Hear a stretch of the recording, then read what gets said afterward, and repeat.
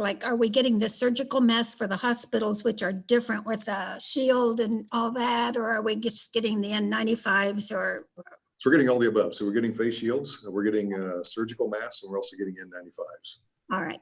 Thank you for your answer. Thank you for your time. And thanks for all the good work and with the helping with the food and everything. That's amazing. Thank you. Yes, ma'am. Thank you, Mr. Chair. You're welcome. Committee members, are there any other questions you might have for the Adjutant General? I'm not showing any questions in the chat feature, and I'm not seeing anybody raise their hand.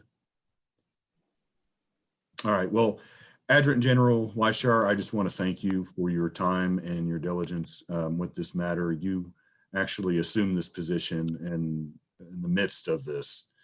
And I just want to and I just want to thank you for your capability of getting us through this for the people and the state of Kansas as a whole. Thank you for your time, and thank your staff for everything that you've done to try to address and curb this issue that we're currently facing. So I just want to personally thank you on behalf of the committee, Adjutant General. Yes, sir, Mr. Chairman, members of the committee, thank you for your time, and thank you for what you're doing for our citizens out there every day of the week. And when you need us, please reach out. Thank you. Thank you. Committee, we actually, the next item that we have is at 10 a.m. With the Department of Labor, and it's only 9:38 right now. I guess Madam Secretary is on. I just see her. I just saw her Zoom feature pop up. Are you ready to go ahead and we can just move forward on the agenda item, even though we're running a little bit early? Yes, I am ready. Okay, I will turn it over to Secretary Garcia with an update on unemployment services from the Department of Labor. So Secretary Garcia, it's yours. Good morning, Mr. Chair, Waymaster, and Vice Chair Hoffman, and Ranking Member Wolfmore, and members of the committee. I'll start off with, it's been an unfathomable 5 weeks since we began receiving a historically unprecedented amount of claims. Let me just share that no one in the unemployment insurance world has seen anything like this before. I will share with you that some of the attachments that I sent you all show graphs of what I'm about to talk about. So you can reference them. You can also find them on our website at dol.ks.gov, where it depicts the picture of what I'm about to talk about. But just to give you a high level overview, between the March 15th and April 18th, we have received 192,333 total initial claims. And as of week ending April 18th, we had about 92,969 continued weekly claims, with about 72,214 individuals receiving benefits payments. So when evaluating the status of the unemployment insurance system, it is important to understand the overall structure and the challenges presented. So I'm going to share a high level with you all, and then we can answer some questions at the end. I do want to note that I do have my Deputy Secretary, Brett Flashbarth, and my Unemployment Insurance Director, Laurel Klein-Searles, to help us answer any questions.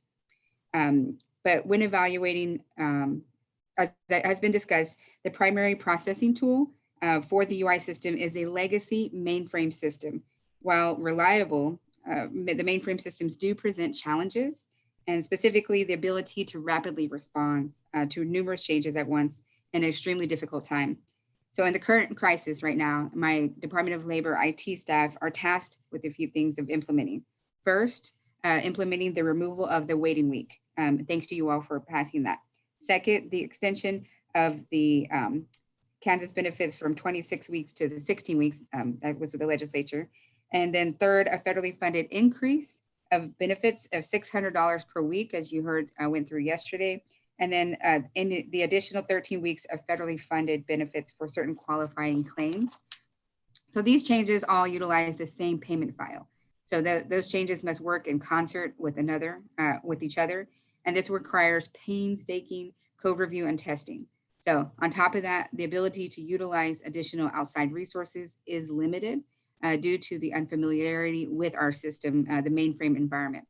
So even for current programming, staff inherent changes are presented due to the code documentation issues that have occurred over a period of the last several years.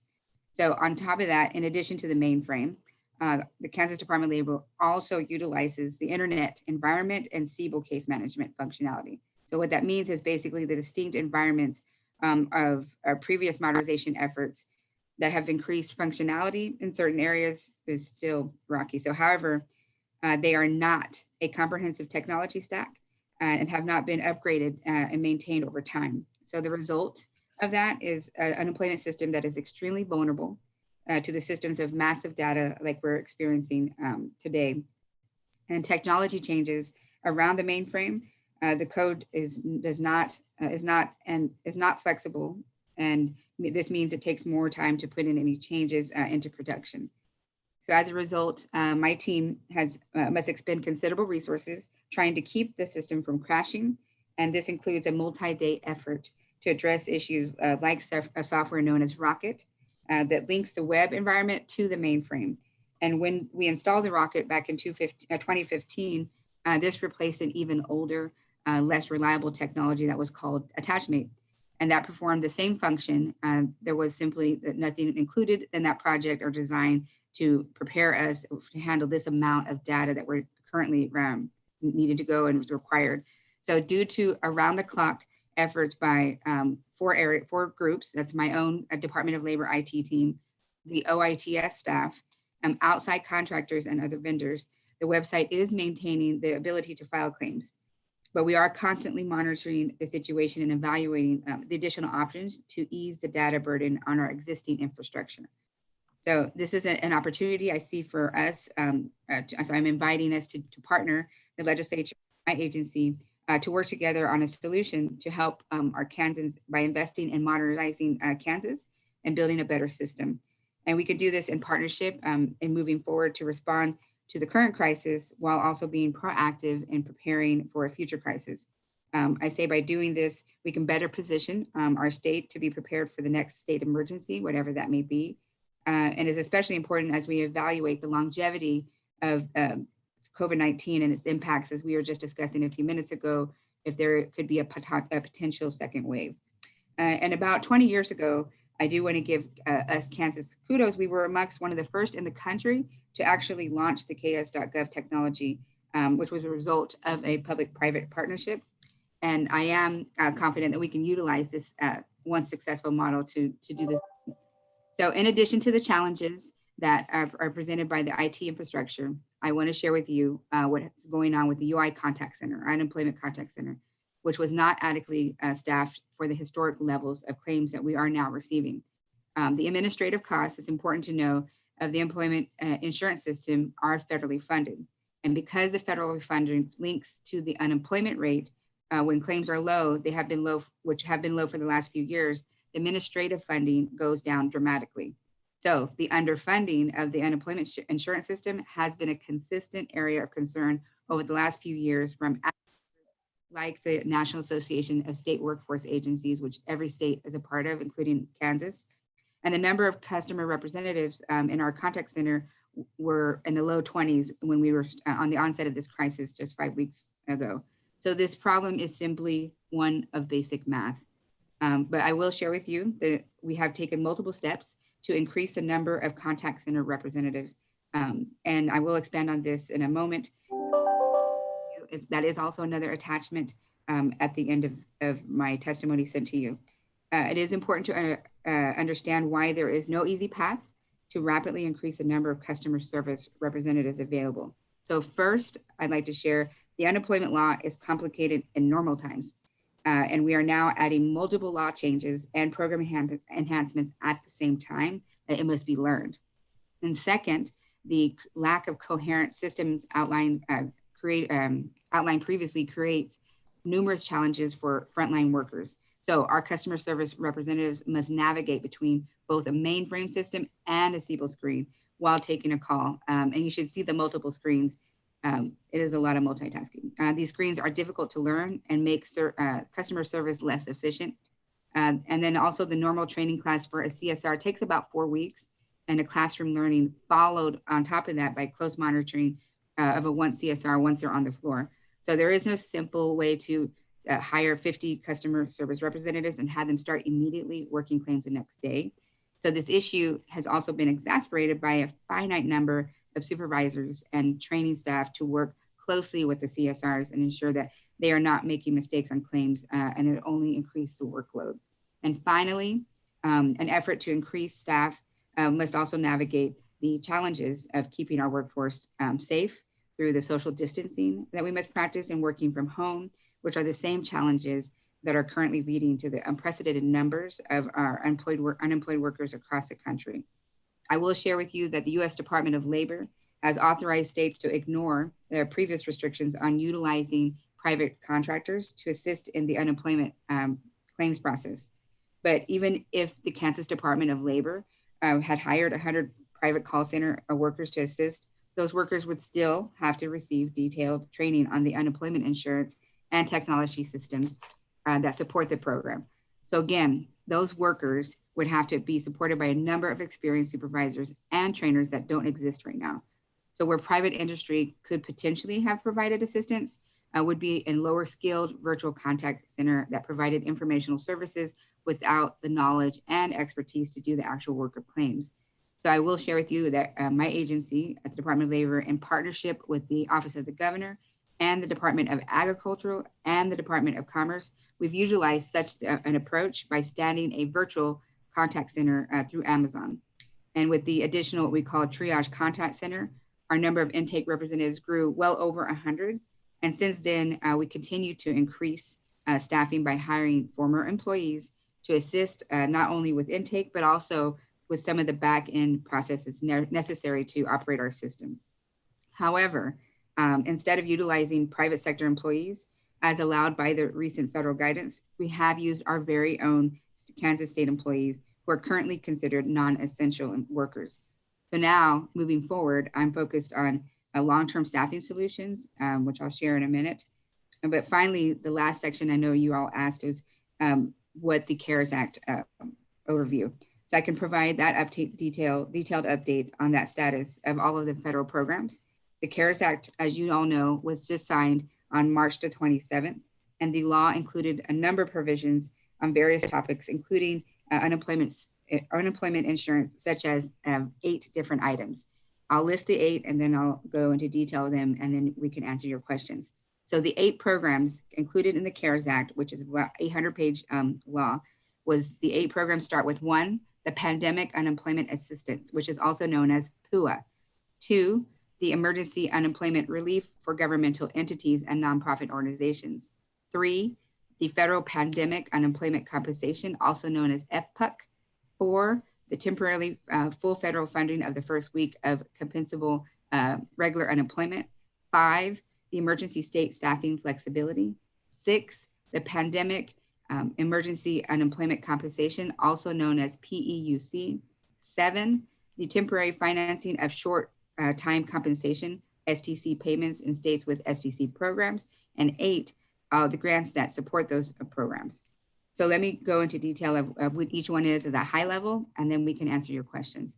So number 1, the Pandemic Unemployment Assistance Program, also known as PUA, that provides relief to those not traditionally eligible for unemployment compensation, such as contract labor, self-employed, gig workers, hairstylists that we've been hearing a lot from. And the covered individual is eligible for weeks of unemployment caused by COVID-19, beginning January 27th of this year and ending no later than December 31st of this year, where the eligibility will end for unemployment that is no longer related to COVID-19. The amount payable under the program cannot be less than $192 or more than $488 in the state of Kansas. So payment of these benefits also include applicable push-up payments, dollars authorized by the Act. Governor Kelly signed this agreement for the state of Kansas to participate in PUA on March the 28th, and I submitted it to the United States Department of Labor that same day. And the U.S. Department of Labor issued their guidance on PUA 11 days later on April the 5th. And we have sent a total of 15 additional questions to the U.S. Department of Labor on continued guidance. And we sent those questions on April 16th and 18th. And as of a couple days ago, we have only received 6 answers of the 15 that we sent. But nonetheless, The unemployment insurance team in my agency have created initial draft of business requirements, and that started on April 6th. And those requirements have been under review by our IT team, and they have already begun preparation early this week, and that is a good thing. Second, the emergency unemployment relief governmental entities for nonprofit organizations. This offers relief to governmental entities and nonprofits by covering benefit costs of about 50%. And the benefit applies 2 weeks from March 13th to December 31st. Governor Kelly also signed this agreement for the state of Kansas on that same day of the 28th of March. And while the U.S. Department of Labor has not provided the states with official guidance on this program, our unemployment insurance staff has created business requirements with the assistance of our legal team. And the business requirements provided to our IT team as well, who created the necessary coding and are currently testing that as well. We hope for full deployment next week, presuming, of course, that all testing goes well. And when I say about the testing, I then reference some of the challenges that I outlined earlier. The third program is our emergency increase in unemployment compensation benefits. As you know, you heard the good news yesterday, but this is that provides a federal pandemic unemployment compensation, also known as FPUC, which also has been referred to as the push-up payment. And that's the payment of $600. And it's its own program and is added to each week claimed by an individual in addition to their own calculated weekly benefit. So if they were making $200 allowed from the state benefit, then on top of that would be an additional $600, and it would be that every week. The benefit is payable for weeks after the necessary agreement is entered into, but ends no later than July 31st, which is in a couple months. Governor Kelly also signed this agreement on March the 28th, and we hired a former Kansas Department of Labor employee. We brought him back to write and implement the code for our mainframe system on the March 31st. Unemployment insurance staff completed this business requirement on April 1st, and the U.S. Department of Labor issued the official guidance on April the 4th. So again, as of earlier this week, the code was in final phases of testing, and when the systematic issue then occurred with our mainframe system. But the good news is the code was being rewritten, and that went through. And as we know, the good news happened yesterday. People began getting their $600. It is important to note that our IT team has to code the back payment of previous weeks. So that is also going to be happening and working with our mainframe. And estimates the work of that to be complete between the end of this month up until May 7th, with those back payments being issued during that time. And the fourth program of the 8 is a temporary full federal funding of the first week of compensable regular unemployment for states with no waiting week, which provides 100% funding for states who do not have or have waived the traditional waiting week. The 100% funding includes actual benefits cost as well as the administrative costs. Governor Kelly, as you know, signed the same agreement for Kansas to participate on the March 28th, but no official guidance has been issued to this program by the United States Department of Labor. However, we have worked to comply with the requirements, and on March 31st, Governor Kelly issued the Executive Order 2017 to waive the waiting week requirement for claims related to COVID-19. I will share with you the mainframe programmers in our IT team worked to write and deploy the code that would waive the waiting week for claims related to COVID-19 for the first, with the first attempt for deployment was made on March the 26th. However, the attempt was not successful on that first try.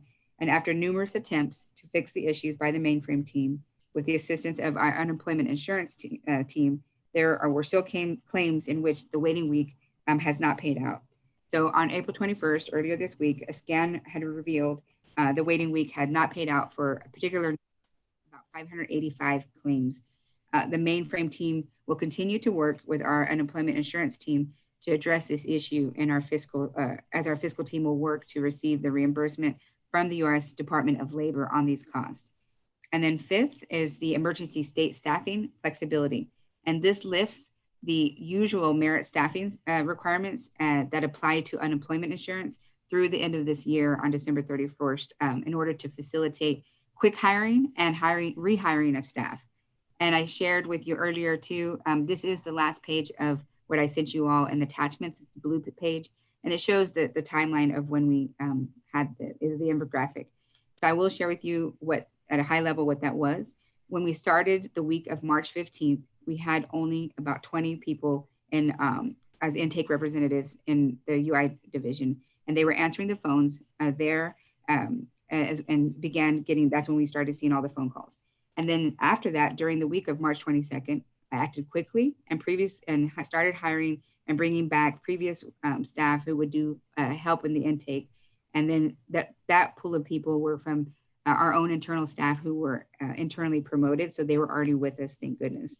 And then the following week, during the week of March 29th, we brought in staff from other sections of of the unemployment insurance division to work intake, answering the phones, which provided us approximately about 60 intake representatives. And then after that, we then launched the triage contact center that was created with the assistance of the Office of the Governor, the Department of Agriculture, and the Department of Commerce. We're able to answer basic unemployment insurance questions, which left our Kansas Department of Labor intake staff to take the more difficult questions that required access to our very complicated system. With the addition of the triage contact center, our intake representatives grew to well over 100 individuals. And so that was a good thing. We were able to answer about 4 to 5 times more calls at that moment. And since then, we continue to increase staffing by hiring former employees to assist with not only the intake, but also some of the back processes necessary to operate our system. And now we are focused on long-term staffing solutions just to get us through current and then also in the coming months.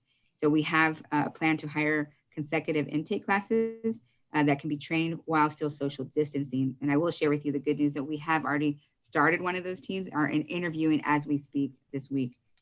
And then the 6th one is the Pandemic Emergency Unemployment Compensation, also known as PEUC, which details the additional unemployment compensation benefits for the claimants who exhaust regular unemployment under state law.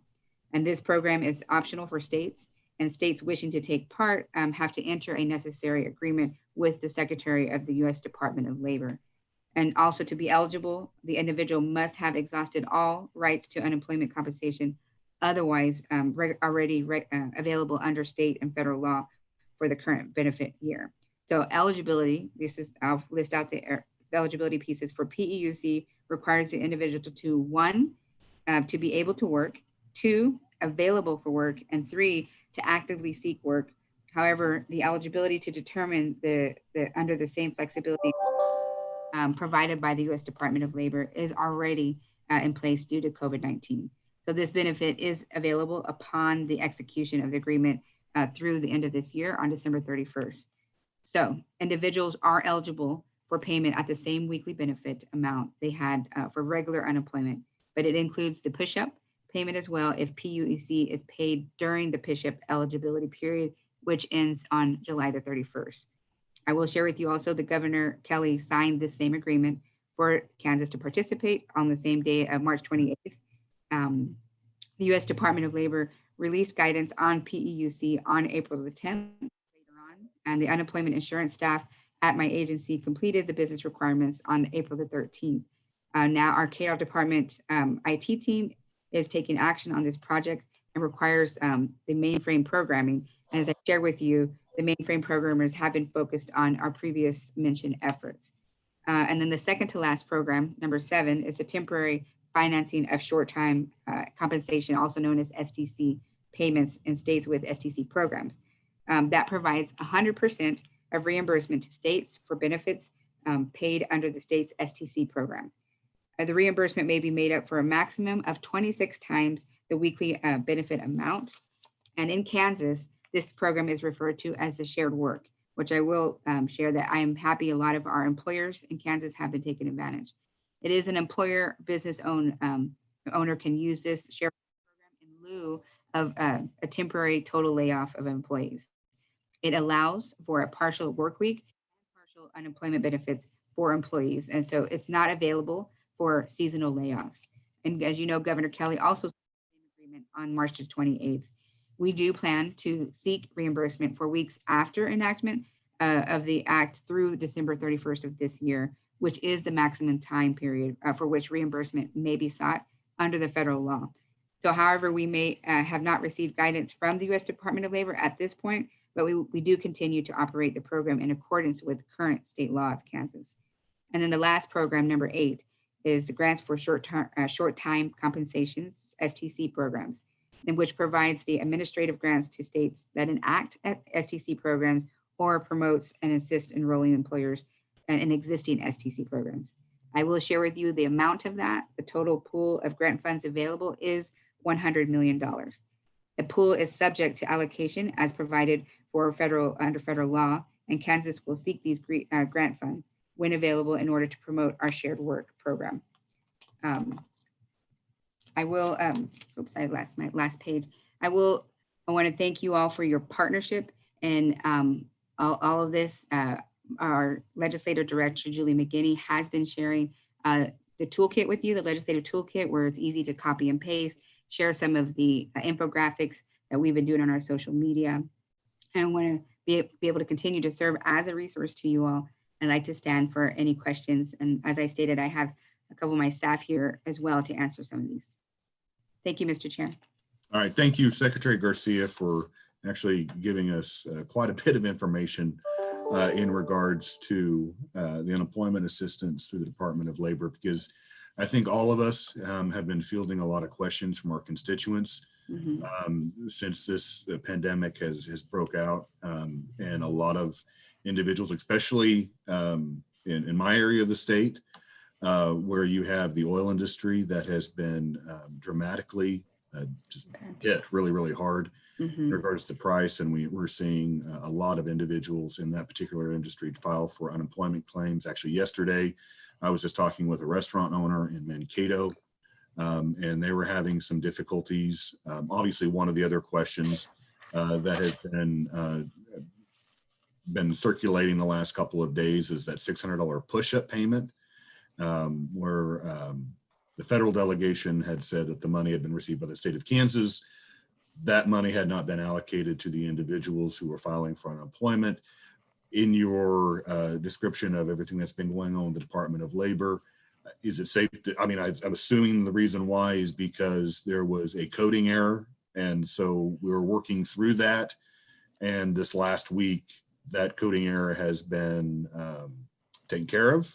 Yes. And so those payments are going to be going, the $600 push-up payment will be received, because that was one of the questions that was posed to me by one of my constituents yesterday, the restaurant owner in Mankato, as you know, where's the $600? Right. Everybody's saying the state's received it. We haven't. There's also been some issues because he employs his entire family in the restaurant. He has received his unemployment for the last 2 weeks. His wife has received nothing, and his son has received 1 week of unemployment benefits. So yeah, actually yesterday evening, I did email Julie McGinney about that. She is working on that for me. So I think there's just a lot of questions surrounding the unemployment benefits for those in the state. Yes, and the good news is I shared yesterday the $600 went out, and as you mentioned, the part of the issue was getting that coding through, and what's been even part of that issue is modernizing. And I shared with you and the whole world of public that this was a priority with me coming in a year ago to modernize. And I think this has only highlighted, this whole situation has highlighted the importance of that. So I do look forward to, seeing how we can meet together and see how we can support in modernizing Kansas. In the last Great Recession, I want to share some kudos for the state of Kansas. We went into this with $1 billion in our trust fund. Let me repeat that. We went into this with $1 billion in our trust fund. That was a direct result of because the state legislature and our business leaders came together after the Great Recession. I was like, oh my goodness, that hit us hard. We weren't prepared. We had to borrow money from the federal government, and that was not a good situation. So we then took proactive steps, which got us to this point of being in a good position, actually better than 29 other states in the country, to go into this with $1 billion. I will share with you that, and you also have the number in the attachment. We're at about 982, let me be exact, $928,000 in the trust fund. I'm sorry, 928 million, because we were almost at $1 billion. $928 million in the trust fund. And again, that was because it was a partnership, and I would like to use that same model as to, to modernize so that we're prepared for the next state emergency, whatever that is, whenever that is. And you said that when this started around middle of March with the unemployment claims, due to the low unemployment rate the state of Kansas had, you had about 20 employees Yes. to handle all the calls that were coming in. Yes. Now we're over 100 representatives who are helping assist with the calls. Yes. What is the current workload per representative? That changes every day. I'm going to defer to my staff on that one. Hi, I'm Laurel Klein-Searles, the Director of Unemployment Insurance for the Kansas Department of Labor. We can't necessarily say, I don't have an average of how many claimants each individual rep is assisting. As you're all aware, unemployment insurance is a little bit complicated and things vary. So we have kind of a two-phase approach to our intake system right now, where we have the triage contact center. That is where we have the employees from the Department of Agriculture and the Department of Commerce coming together to answer the frequently asked questions from the claimants and employers that are calling in. And so those questions are much quicker and they're able to serve more people through that contact center, which is why we stood it up. And then for those more complicated claims, then those folks are transferred over to our intake center with our intake reps who've been trained on how to access that information in the mainframe system, input things, make the necessary changes to get payments flowing and address larger concerns for people. And so those calls do take much more time. And so there's going to be stark differences between looking at our triage contact center and then the KDOL contact center, where they're taking more time to assist people. But we are still seeing, before we had the contact center up and running, we would have 8,000 to 1 million calls per day.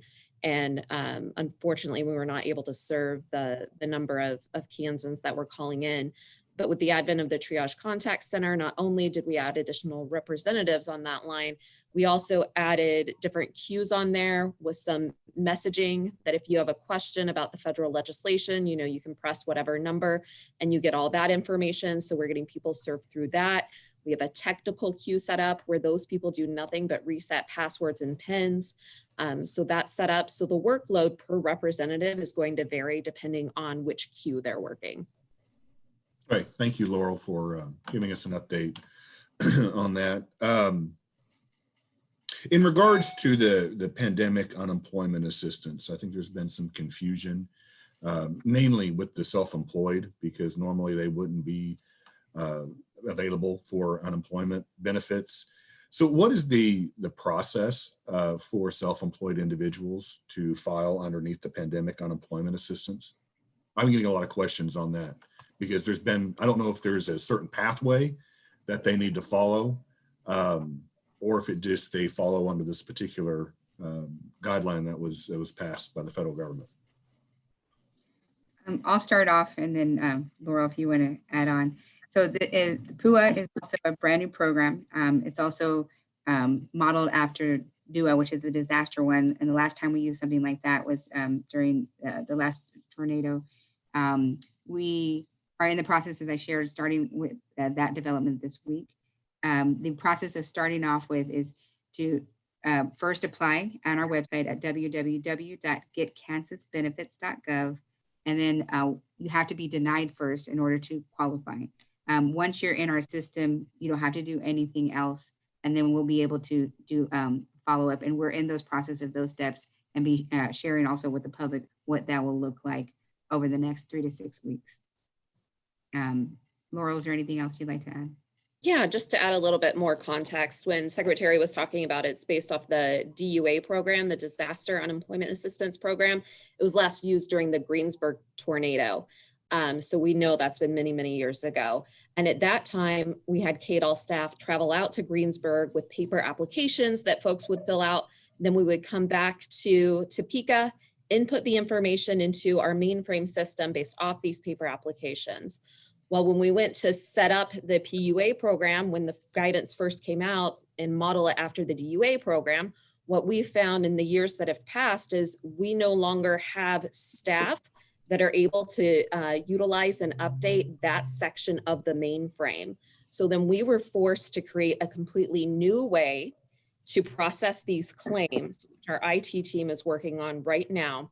As Secretary Garcia said, the most important thing for self-employed individuals to know right now is go and apply for regular unemployment insurance benefits, because in order to be qualified for PUA, you have to be ineligible for regular unemployment insurance benefits. Our team is working on a system to be able to provide notice to those folks after you've already gone in and applied and you've been denied for benefits, to then be able to give them notice. All right, now it's time to provide us with a little more information so we can figure out your PUA claim. Again, in the process of building that, hoping to have more information about what folks can be doing right now out next week. The program is going to take anywhere from 3 to 6 weeks to build. We're looking for ways to get that up and running faster and get money out to people sooner, because we know that they desperately need that. And so we're going to work on putting together some more resources. That's my homework assignment for the weekend, so we can have that out to all of you early next week. Well, I think that's the most important thing, is I think when if a self-employed individual files the regular pathway and they're denied, then how are they going to be prompted to know to fall under PUA? Right, that's a very good question, and one that we are in the process of designing right now. So at this point, we're exploring, can we send them an email to the email address that they provided? When the program is up and running, we will do a lot of press, social media, website, get out in front of the news stations and newspapers to get that word out. We'll, of course, work with our partners in the legislature to be able to share that information with your constituents, but there will be a formal notice that goes out to them, whether that be a letter in the mail or an email or something else. All right. Thank you, Laurel.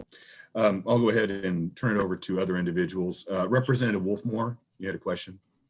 Thank you, Chair Waymaster. You asked many of my questions, so I have a couple of them. So to follow up on that PUA discussion, the $600 additional that the federal government is providing, will they also be eligible for that when they begin to get their benefits? And if they are, will that be retroactive?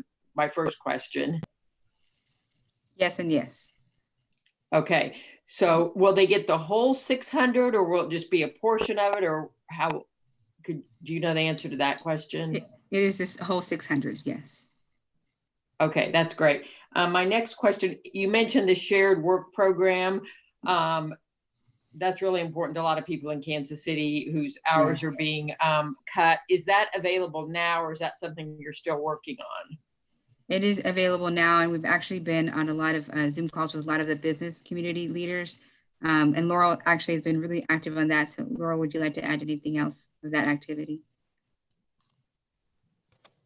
Kansas is actually we already have a shared work program in place. We've had it for a number of years. It's been very successful. We started promoting our shared work program heavily before we even knew it was going to be included in the CARES package.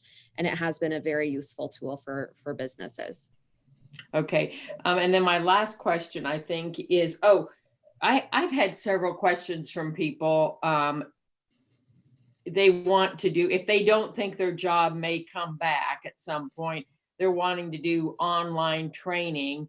And is that, I've heard that maybe that's allowed, maybe that's not allowed while you're on unemployment. Or could you speak to that, please? I'm not sure about the online training piece of it. I have heard that before, and I know that there's conversations, but I don't know if those were ever been confirmed. Brett or Laurel? I'm happy to jump in here. We are getting a lot of questions about online training and schooling. At this point, generally, it is allowed. It is a case-by-case basis, but the rules in unemployment insurance right now in the wake of the pandemic are more flexible than they have been in the past. And so online training, as long as it is flexible, they can do it whenever they want. And still, if I called them and offered them a job tomorrow, that they'd be able to take that and would be able to take that job, then yes, certainly they could do the online training and receive unemployment insurance benefits. But what I will warn folks is when people are filing their weekly claims, we always ask them if they're in training or schooling, and they mark yes, then that puts a temporary suspense on their claim so we can investigate that issue to make sure it's not someone who's in school full-time, not actively engaged in the labor force, who should actually be eligible for benefits. And so there will be a delay while we send out paperwork and investigate that claim. We have been working proactively with a lot of the community colleges across the state of Kansas to be able to get that information up front, along with the unions who have different folks that are enrolled in online training, so that we can shore up those investigations into the training more quickly and get benefits out to people sooner who are eligible. So just to follow up on that, so if someone does decide to do some training, their benefits will be suspended while you invest. I feel like I have to let them know this. And then in most cases that is approved, and then they would get their benefits retroactively. Is that correct? Back? That is correct. So as long as they're approved, and again, we have to look at everything on a case-by-case basis, they still have to be looking for work and willing to accept work if offered. Right. But yes, they will be prompted when they indicate that they're in school. If they're filing online, they'll be prompted to download a form and send it in. And then we will receive that. We may call them, we may not call them. The information on the form may be enough for us to just issue a clearance or a denial. So there will be a little bit more. It won't just automatically go through. There will be a temporary eligibility suspense on their claim. And do you know how long that temporary eligibility, because some people may or may decide not to take that class if they are worried about their benefits being suspended for any length of time? Yes. So typically we say 2 to 3 weeks right now because we are so backlogged. We're saying 5 to 6 weeks, which is why we are working proactively with the community colleges and unions, and then anyone else that can get us that information sooner. Okay, that's It's quite a important barrier. to fill.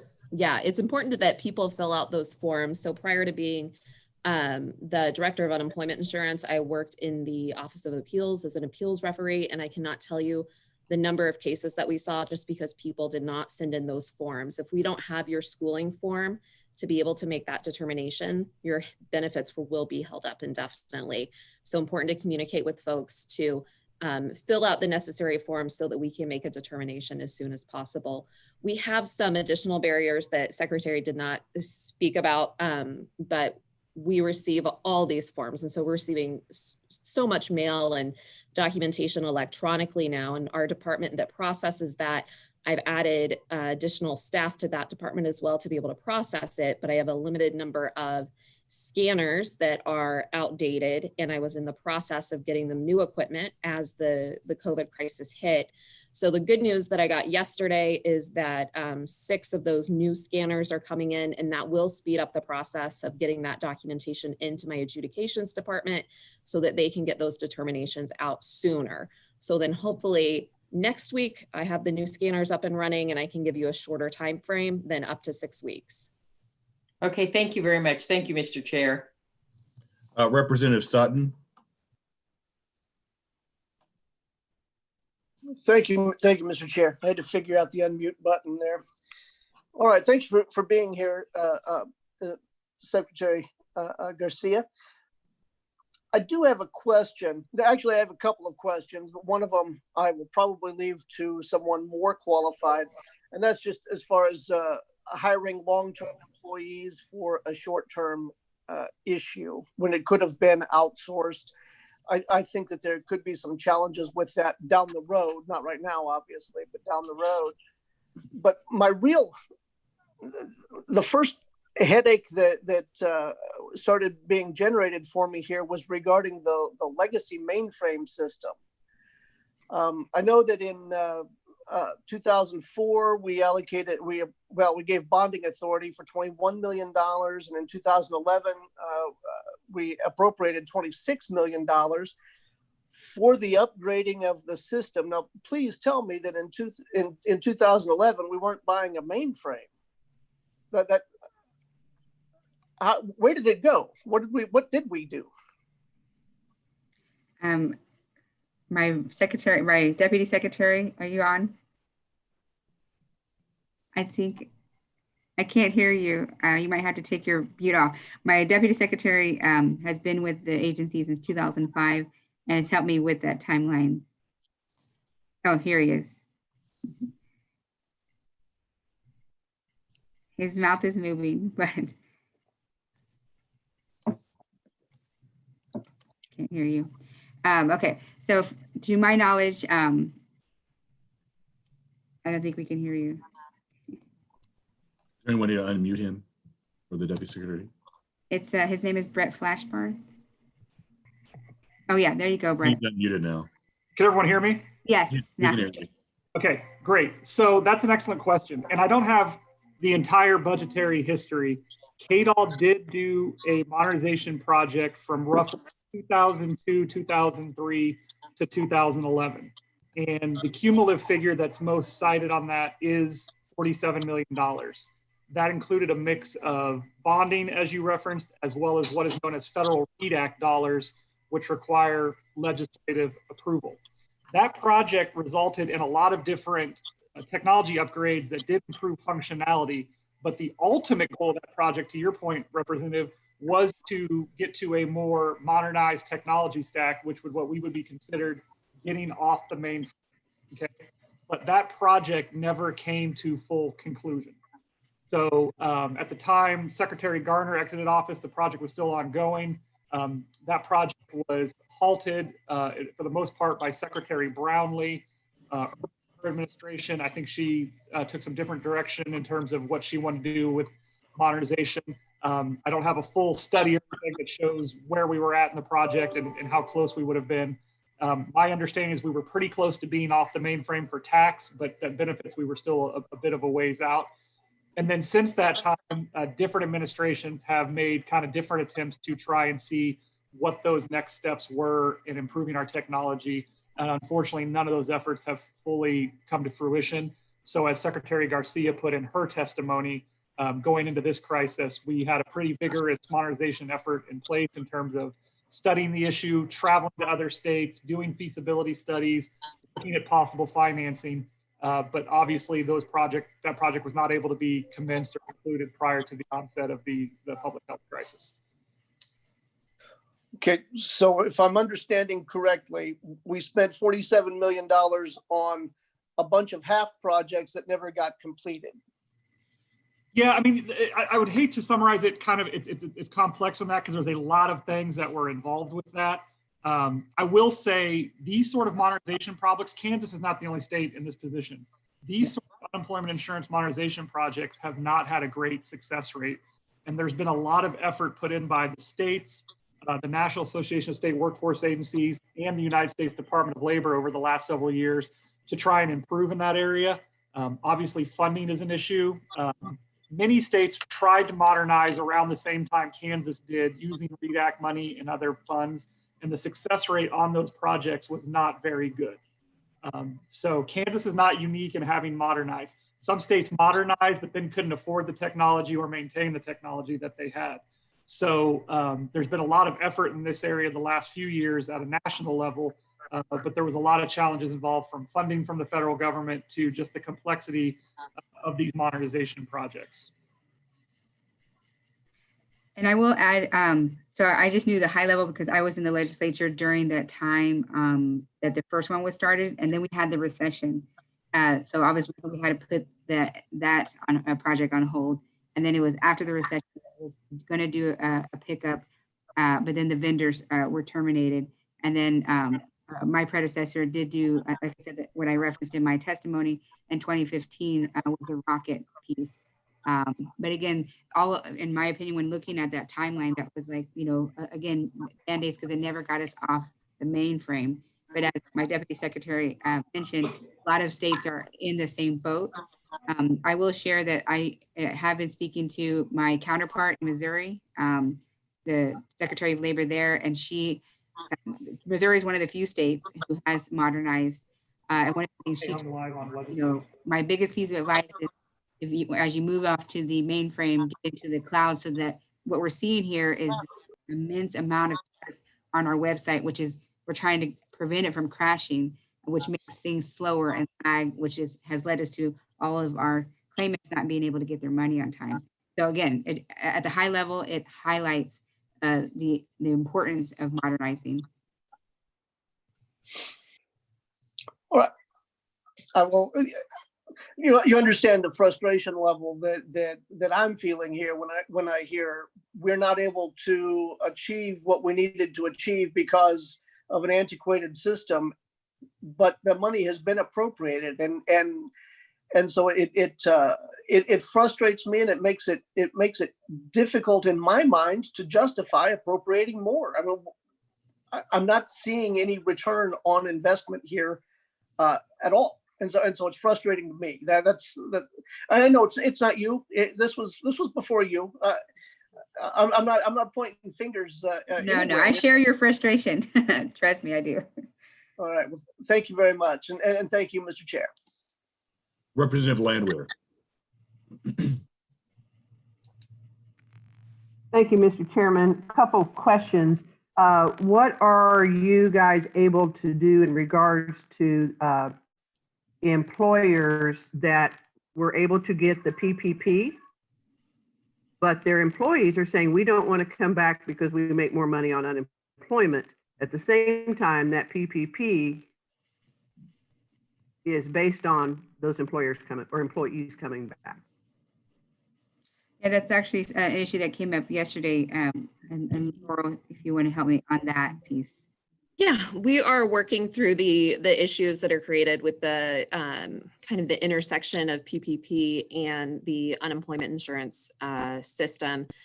Certainly, we want to be supportive of those employers that are utilizing the PPP system and able through that program to pay their employees' wages. Certainly preferable than utilizing the unemployment insurance trust fund. And so we are creating a more streamlined process for employers to be able to report that back to us. That's another enhancement that should be up on our website next week, so that employers have the ability to report that I'm joined the PPP program. I am paying wages to my employees or wanting to pay wages to my employees, and they don't want to take them because they make more on unemployment. So we would, again, need to look at those, adjudicate those. It could be one of three situations that we identified. It could be that the individual is at that point quitting their job. It could be that that person is refusing work, or we may also look at this as unemployment insurance fraud, where if the employer has paid out the wages and that individual is not reporting those wages to us in an effort to gain unemployment insurance benefits that they would not be due because they are getting their wages from their employer, then that could constitute unemployment insurance fraud, which would then lead to a 5-year disqualification from benefits. So it would just warn employees that there are harsh penalties for folks that attempt to abuse the system. Well, these are not employees that are, even utilizing the paycheck their employer is able to provide at this time. They're flat saying we will not come back because we make more money on unemployment. So how do we, and what can you guys provide us dealing with our constituents and maybe help get out the information on social media to let employees understand that there are ramifications for not going back to work? Again, if you don't go back to work, then that is a job refusal, which will also lead to your disqualification for unemployment insurance benefits. And so we want to get a more streamlined process available up on the internet, because it requires the employer calling and reporting to us or otherwise notifying us about the job refusal. So I'm trying to create a streamlined process for easy reports, because we know that there are going to be a mass number of these reports, and then an investigation into the job refusal, and then disqualification for benefits for refusing work. And so, as I mentioned, that is another area where we are working to get that stood up on our website and then start pushing that information through social media and through our, Julie would then be sharing information through our legislative toolkit means to get out to you. Also promoting it with the employer community and just making claimants aware that if work's available, you need to take work. Okay, I think it would be helpful for us, being, we are taking a lot of these phone calls and dealing with our constituents, is if you had something that you could briefly explain this and then would direct the employers to make sure that they report this. And then with the employees, anything that we can take and simplify in a handout or something we can shoot out on our social media, put on our websites, and not just rely on the regular media. And I think some of our regular media would even be helpful in wanting to do this. Okay, the second question, go ahead. I'm sorry, Secretary. No, Representative, yeah, we do plan on doing that, and we'll be sending that through all the legislators with that weekly e-news that Julie will be sharing with you. Okay, I think it would also be helpful to for constituents that are trying to apply, if we had something we could post for them that says, this is how you apply, this is where you go, and here's the documents you may want to have ready. Just something simple for them out there. Again, it saves some of their frustrations that employees feel trying to navigate the system. For us, it sounds simple, but for some of them, it's just not. So thank you for what you're doing. Thank you, Representative. Representative Alcala. Thank you, Mr. Chairman. And actually, most of my questions got answered. So I'll add this. Secretary Garcia, I just want to extend to you and your staff a great amount of gratitude for the job you guys have done, the sleepless nights, the anxiety. Nobody ever expected for a disaster to affect the whole state with an influx of thousands of people and calls into your office. And when you need, you need. And so the people that need aren't going to be happy if they can't get in there right away, and you can't blame them. But I think that you've done a great job of when the dam breaks, putting a finger in certain holes and fixing it and moving forward. I've got a lot of calls that I had passed emails on to your office with the response back. And then I started getting called back from these constituents saying that they were starting to get their applications in, they were getting their check. So the process took a bit to get in, but I think after it got in, the recovery of them getting funds back in worked well.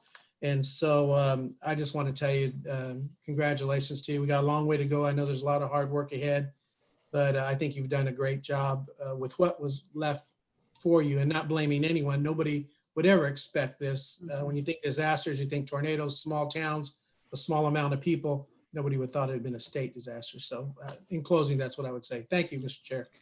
All right. Thank you, Representative. Thank you. I do want to add, I do have an amazing staff. Thank you. Thank you, Madam Secretary. Representative Tarwater. Thank you, Mr. Chair. This is Representative Sean Tarwater, and I had several questions. Most of them have already been answered. I want to thank Madam Secretary for being with us today and taking the time, and for the plethora of information. You have answered a lot of questions, I think, for a lot of people, and hopefully we'll be able to get this out to our constituents. A few of the questions that I have left is, you said we started with $1 billion and we all knew that was there when we left. Where are we now, and when do you anticipate us being at zero? Second part of your question? When do you anticipate us being at zero? Oh, okay. So the first part is our UR Trust Fund balance as of April 18th is $928.6 million. And that is included in one of the attachments I sent on my testimony. And I don't anticipate us hitting zero, although I don't have a crystal ball. But right now, we are in a better shape than most states because of the partnership we had after the recession that I referenced earlier. It's too early to tell. I know we've been asked, is a recession coming? We're not sure. And it is too late. May. So I do want to share how we do measure our numbers. Our labor market reports are done on a monthly basis, and we measure from the previous month. So when we hit in mid-March, we were reporting from the previous month.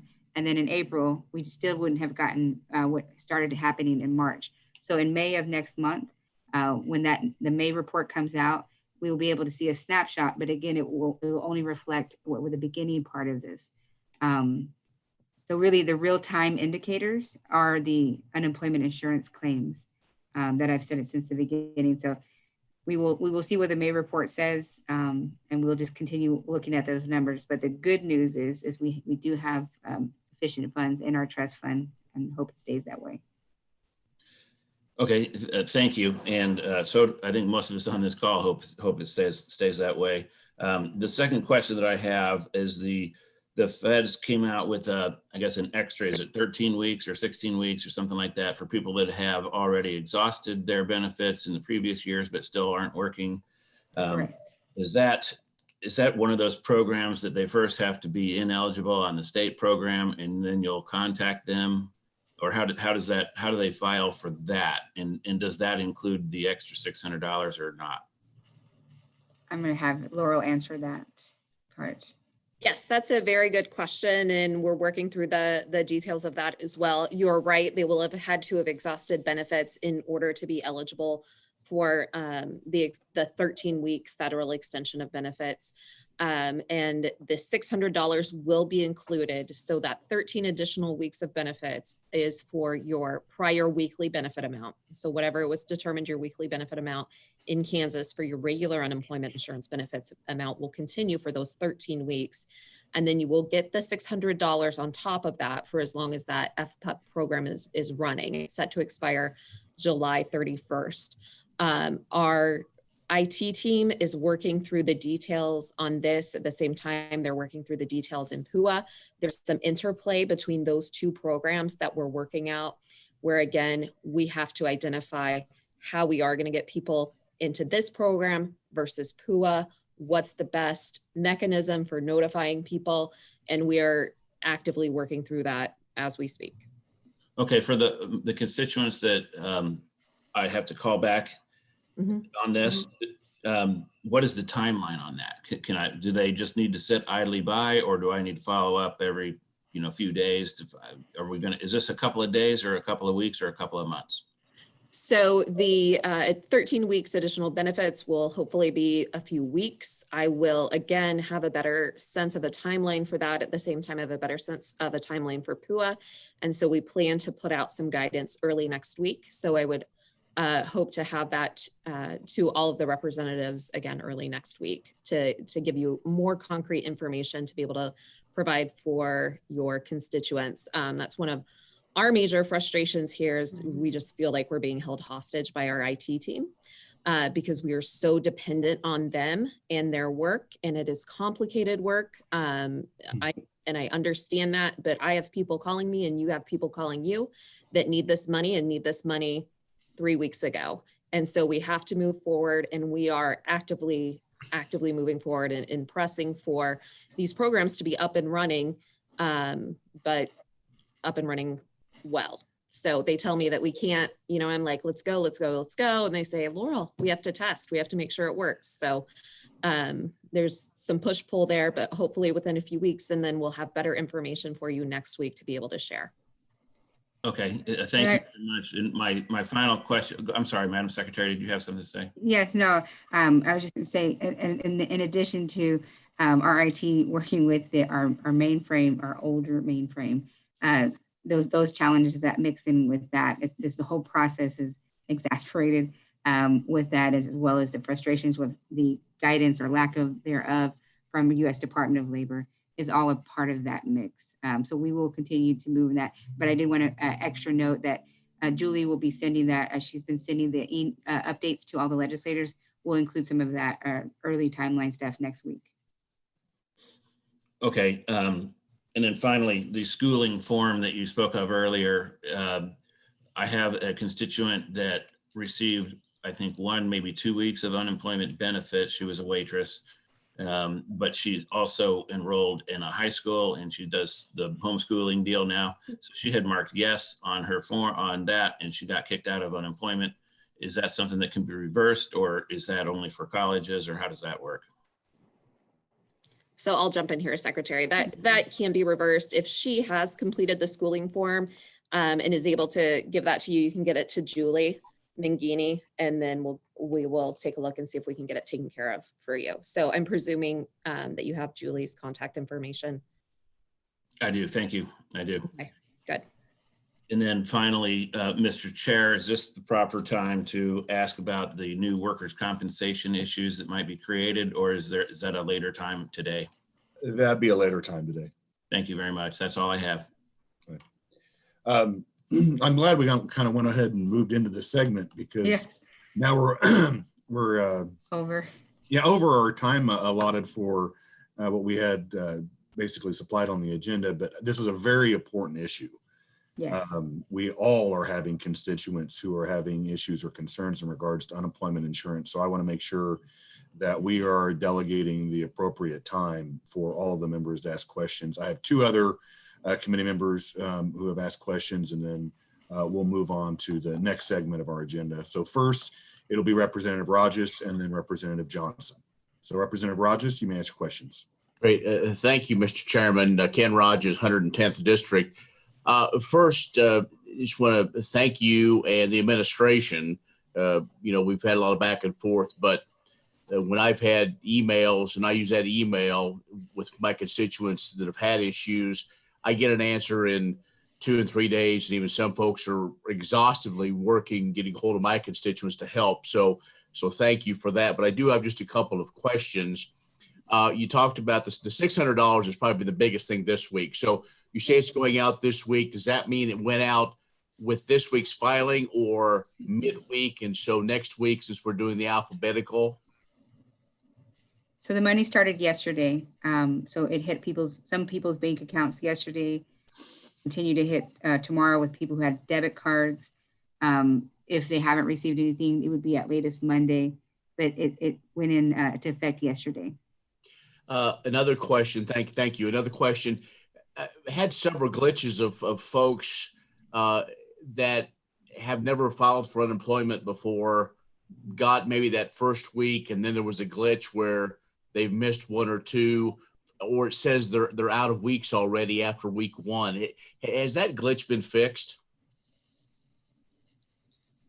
I'm not sure. I know we had issues with some of the, when I mentioned in my testimony, the 585 individuals of the waiting week being waived. And I believe that is still, Laura, am I correct? Is that still a line out there, or is it is?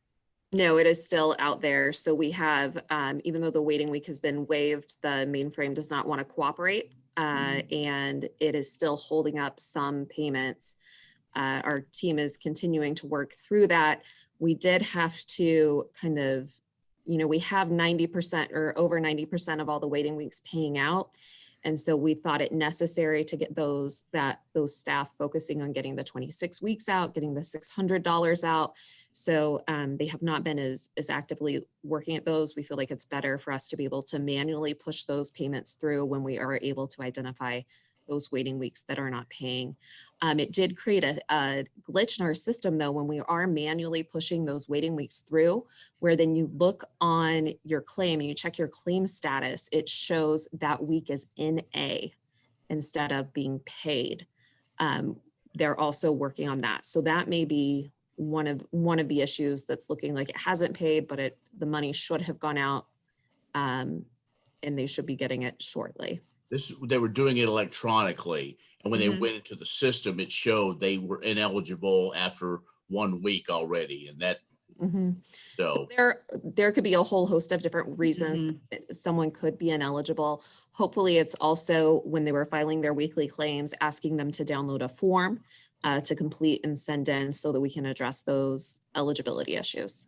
All right, thank you, Mr. One more quick question. You talked about the frustration in trying to get guidance from the federal DOL. Can you maybe go through the process? Because I think that's one of the things we're all frustrated with in trying to find answers, and these programs are being pushed out. We're getting calls, where's my money? Where's this? Where's that? And can you go through the process of how you learn about these things? How did you push it through to make it work? So we maybe have a a better understanding of how you get to the point where you're implementing these programs? I'll share, and then Laurel, if you want to share how you like the questions we send to USDOL. But we do have, one, we have weekly meetings with our counterparts of all the other states through the National Association of State Workforce Agencies, who then send information also to as an entity to USDOL. We also directly are communicating with USDOL in the UI division as well as a regional. We had a phone call with Secretary yesterday and the Deputy Secretary on these issues, but that was, I believe that was the first time we heard from him. We share the frustration. We're still trying, we are doing everything via email and phone calls on at least a weekly basis. But Laurel, do you have anything to add? Yeah, so they will send us, the guidance that we're looking for is called a UPL. It's an unemployment insurance program letter that they issue. And, you know, I understand that they are working through this legislation just at the same time we are. So we have the legislation, we can review it, but my interpretation of the law may be different than U.S. Department of Labor's interpretation of the law. Some of these programs we started work on before we got the official USDOL guidance, and then we kind of shored up the issues in the end. And that's what we're having to do with a lot of these programs that we are still waiting on guidance from USDOL, is just consult with, I'm an attorney, my deputy's an attorney, Brett's an attorney. We have a great legal staff here. So having our attorneys review the CARES Act, and then work in conjunction, as Secretary said, with other states to see how they're implementing to try to get these programs rolled out. We do have regional office contacts that have been responsive to us as they can be, because again, they're waiting on guidance from the national office as well. So, you know, we're all trying to work through this, whether it's at the local, state, or federal level. All right. Thank you, Mr. Chairman. And Representative Johnson. Thank you, Mr. Chair. Stephen Johnson, 108th District, and thank you for all the information. Chairman Tarwater had asked a little bit on the run rate of our weekly payments, which is around 28 million in payments at the moment. Do we think we have leveled off? And you may have addressed that. Is that going to continue to grow? And where might we expect that weekly payment to go? Laurel, help me on Yeah, it's a little early to tell, and I'll probably get in trouble with my labor market information systems team for even attempting a guess, because I know that they like to look back at the data. But just looking at the weekly claims week to week, we saw an initial spike in the 20 to 30,000 range, then 50, then 55,000. Then we came back down last week, so we were in the 30,000 range, and that's where we are this week. So I'm hoping that we saw that spike in initial claims. The continued claims numbers are still astronomical, as Secretary Garcia shared, and we'll be watching that. But I'm hoping that we have peaked as far as initial claims go, and that we'll start seeing a downward trend. But any good statistician will tell you it's a little too early to project that information. So thank you, but I might think of the 30 million a week number as something that we could see for at least a period of time. Yes. And Representative, I do want to note, in the attachment that I sent you all, it has a graph that looks like this. You can find that weekly review every Tuesday is updated on our website at dol.ks.gov if you wanted to also share with your constituents or just for your own knowledge. Yes, thank you. So I was looking at that. That's a very useful graphic to have. It didn't print very well for me, but I've got it on the screen. No. I was looking at that. It's useful on a number of other things, but it is great that we have that balance that is there. And then it's our continued balance of how we first manage the health risk and then how we do start getting the folks back to work. While it is allowed for 26 weeks, and I certainly hope we don't go nearly that long, 26 weeks would look like a collision with the balance at the run rate. So hopefully we can continue to build those. But thank you for that information. Also, that was really helpful on all of the detail of what had happened with the call volumes, the internet volumes, and that really is phenomenal to other people's comments. Call volumes up 25 times, internet volumes up 50 times. Your staffing, you said there's 100 in the call center now, and part of those are, and good quick work by all of the departments to get other employees together to build that. It's a great use of resources. But of that 100, is that like 60 in the triage center and 40 that are actually going deep on the claims, or is it actually 100 that are able to handle the claims? So no, it's the other way around. So we have 60 internally, Kansas Department of Labor doing the claims directly, and then the additional call center are doing the basic information. And they're taking shifts from the various agencies. Laurel, do you have anything else to add? So there were about 45 initially. I have added additional staff, so we may be over 110. I haven't ran the numbers. Secretary Garcia's motto throughout this entire crisis has been assess and shift. So we're constantly doing that, and it's difficult for me to recall. I've shifted people around so much, but I'm confident we have more than 110 right now. Yeah, I think at one point we were up at 150 total. And again, those were even staff that were working part-time, at half-time at Department of Agriculture, and then half with us, also half with Department of Commerce and half with us. Well, and that's great. I know that there's some efficiency that can happen with that, but the number of claims, the number of payments, that increase relative to the number of staff is still misbalanced. So I know that's a tough one. You'd mentioned long-term staffing decisions as in your testimony. And is the long-term decision how we get back down to the steady state, or what was the long-term in reference to? Both, but it is to address, because we won't be out of this, this month or even to next. So this is just to prepare us as we continue to, and if there should be a second wave in September of some of the studies and research is showing, but we want to be prepared for that just in case. So it's to deal with current and then be prepared for should another wave come in the fall. So long-term is maybe 6 months to a year? I would hope so. Okay. Is there anything? Yeah, if we got long-term with that versus the balance, then that starts to become more of a challenge for us, to be sure. And I was trying to get a handle on what the long-term was and kind of short, medium term. Clearly short-term is triage, medium term may be finding our way through this, and hopefully long-term can be getting back to a more normal way to handle it. Yes, and we would want that. And the federal government, like I said, the funding that's connected, the federal funding that's connected to what would be the support staff is at that level, where I think there's opportunity for us moving forward as the Kansas State Legislature and our agency and all other stakeholder partners is to then shift our focus on modernizing. So thank you. The last topic that I had is a more simple one, and I think it will fix itself. And it's possible that Chairman Tarwater will remember too. You also mentioned that waiving the initial waiting week was accomplished through Executive Order 2017.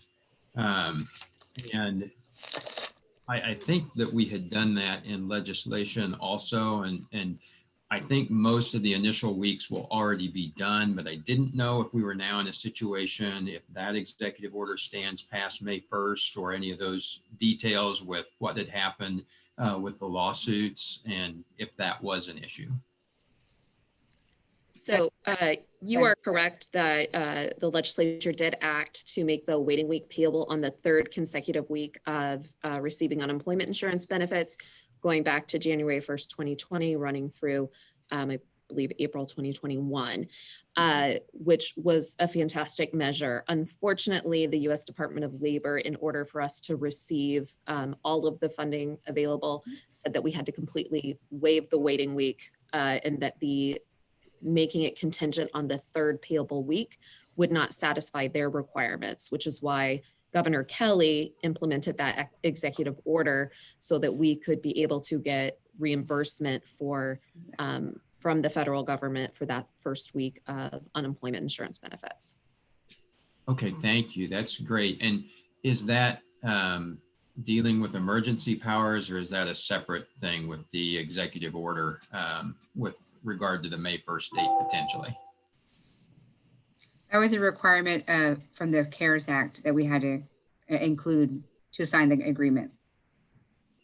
Like it was literally given to, it was a Friday night, the 27th, and that was included as one of the steps we had to do in signing that agreement of what Laurel just included. So it's the extra powers. So thank you. And I saw there was a lot of things that you and the governor did on the 27th and 28th. And I'll follow up to see if there's anything to that issue. Thank you, Mr. Chair. All right. Thank you, Representative. All right. Thank you, Madam Secretary, and also thank you, Laurel, for being here to answer all the questions that we've had. As many of the members of the committee have expressed with our questions, we have been inundated with a lot of questions in regards to unemployment insurance, especially with the first initial stay-at-home order and then the extension of that. And we have been having a lot of questions. And so that's why I wanted to take additional time this morning. And I appreciate both of you being here for the work that you've done with the Department of Labor and also being able to answer our questions because, as I mentioned, we've been inundated with unemployment insurance information. And so I just want to thank you both for being here this morning and answering our questions. And so right now I'll turn it over to Amy Deckard, who is going to have the challenge of getting us back on schedule with the agenda. And so the first item that, or the item that she's going to be talking about is the federal funding in regards to COVID-19. So Amy, it's all yours. Thank you, Mr. Chairman. I will do my best to get us back on schedule. You should have a couple documents from me. The first of which I'm going to mention is the COVID funding chart. What we've attempted to do is our fiscal staff has been monitoring that federal legislation and is trying to compile for you a list of those funds that we anticipate having arrive in the state from the federal government. The two-page chart includes both funding that will come to the state as well as local units of government and some other entities. So you see at the very top, the 1.25 billion that's coming into the coronavirus relief fund to be split between the state and the locals. The total on that chart on page 2, it's $2.1 billion through a variety of means. Again, these are potential items. We have not actually received all of these funds. I'm going to turn your attention then to the second document. So this is the KLRD federal funds memo that you received. I'm just going to talk briefly about COVID-19 funding. So you'll recall your appropriation bill for this year was Senate Bill 66. You appropriated $65 million from the State General Fund. That included $50 million to the Legislative Coordinating Council and the Coronavirus Response Fund, and then $15 million to the Adjutant General's Emergency Management Fund. The Adjutant General mentioned that funding when he briefed you this morning. Additionally, as the Adjutant General noted, the Finance Council appropriated an additional $10 million in emergency funds for that purpose. You also included provisions that if Medicaid expansion is not passed by the 2020 legislature, $17.5 million from the State General Fund, which was appropriated for that purpose, would be transferred to the State Finance Council for a coronavirus prevention fund for fiscal year 2021. We want to call your attention to 3 federal bills that have been enacted to provide relief. The largest funding source for state relief is contained in the CARES Act, which was signed into law on March 27th of 2020. It does make funding available to states through 2 means, the largest of which is the $150 billion in direct assistance to state governments, tribal governments, and other territorial governments, with no state receiving less than $1.25 billion, which is what Kansas anticipates to receive. The CARES Act does clarify that these funds may only be used for costs that are necessary expenditures incurred due to the public health emergency with respect to COVID-19, and which were not accounted for in the budget most recently approved prior to the CARES Act enactment on March 27th. At the top of page 2, you see that these expenditures must also have been incurred during the period that began March 1st and ends on December 30th of 2020. I might note that there is specific guidance that these payments may not be used to directly fill revenue shortfalls. We've tried to compile a list. This is ever changing every day. So this is our best information we have available now. I'm going to go through these briefly. Please don't hesitate to ask if you have questions. The first on middle of page 2 is the Coronavirus Relief Fund. This is $1.25 billion. It does include a 45% cap, which would be eligible to be provided to local units of government. Our current estimate is that those local governments would receive approximately $215 million of that funds. To date, Kansas has received $625 million to the Kansas Treasury. On page 2, education, there's $105.1 million for higher education. This would go to 75 institutions of higher education are currently eligible. This would include at least 50% of the funds awarded must be used for direct emergency aid to students, which include grants for food, housing, course materials, technology, healthcare, and childcare. Funds must be used to prevent, prepare for, and respond to the coronavirus. At the top of page 3, you see $84.5 million for K-12 education.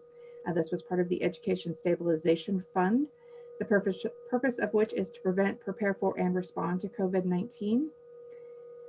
The state must allocate not less than 90% of the awarded funds to local education agencies, so school districts in the state, in proportion to the amount of funds that those entities received under Title I of the Elementary and Secondary Education Act. In the middle of page 3, you see $26.3 million to be distributed to K-12 or higher education institutions most impacted by COVID-19. This is discretionary for the governor to determine how to allocate those funds. At the top of page 4, for social services, you see there's $30.8 million for childcare and development block grant. This funding is intended to pay childcare providers to ensure that they will be able to reopen. $14 million for the Low Income Home Energy Assistance Program to provide assistance to qualifying households to pay home energy costs via an annual benefit. $8.1 million for the Community Services Block Grant, which aims to reduce poverty, revitalize low-income communities, and empower low-income families to become self-sufficient. $6.3 million for Head Start, which is supplemental funding. Moving on to page 5, under community living, $6.1 million for congregate and home delivered meals. This would be through the Kansas Department for Aging and Disability Services.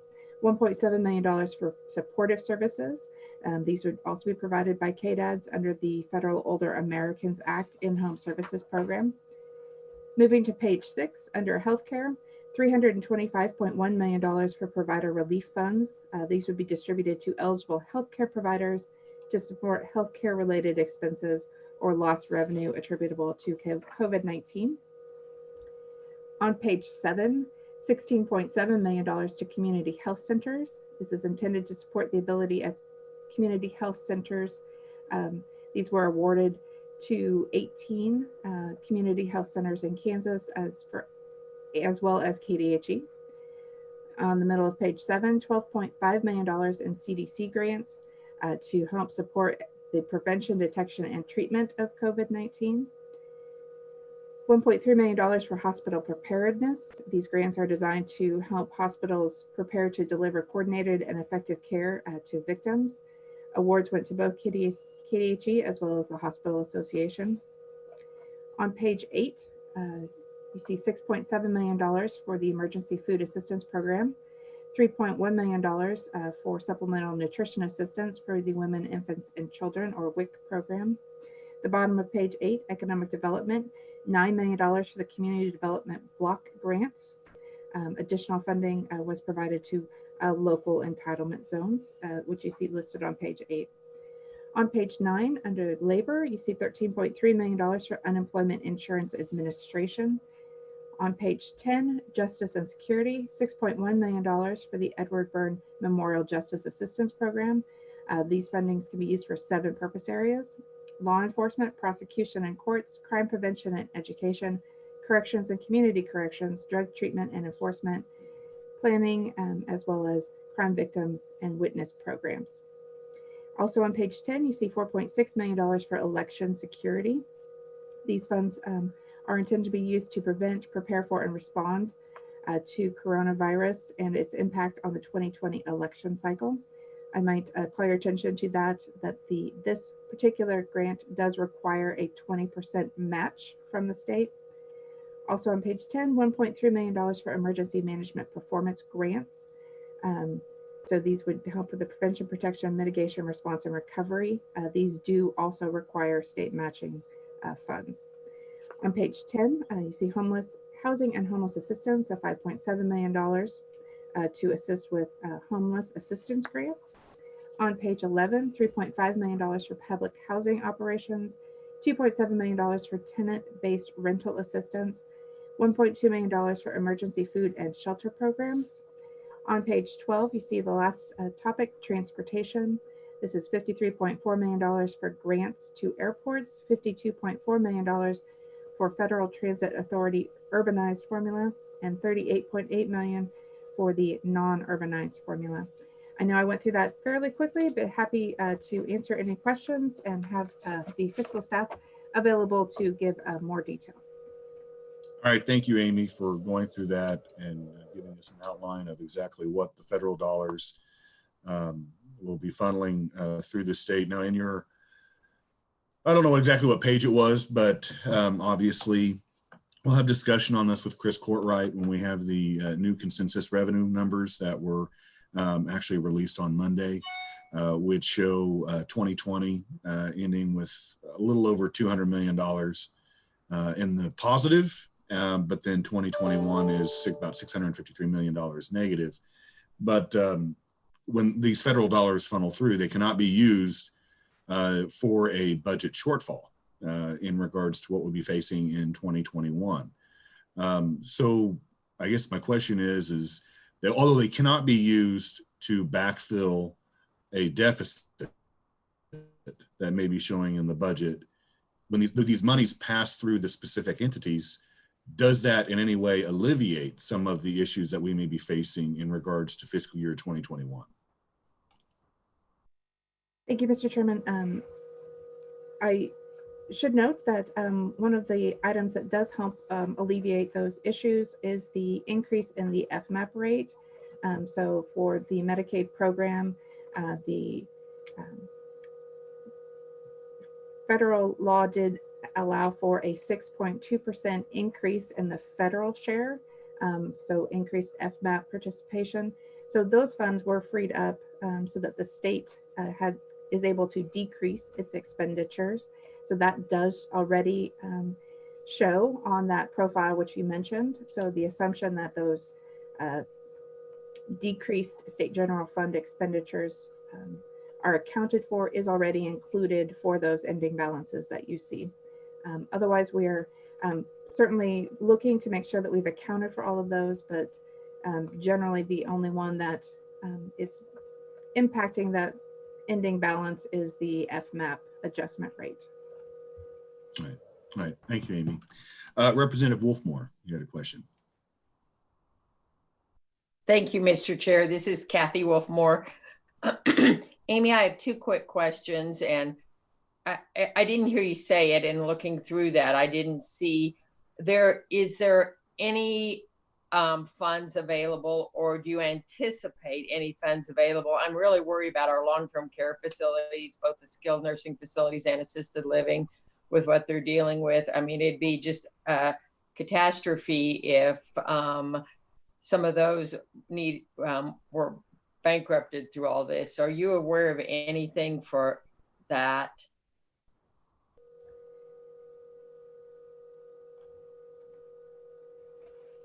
Give me just a second.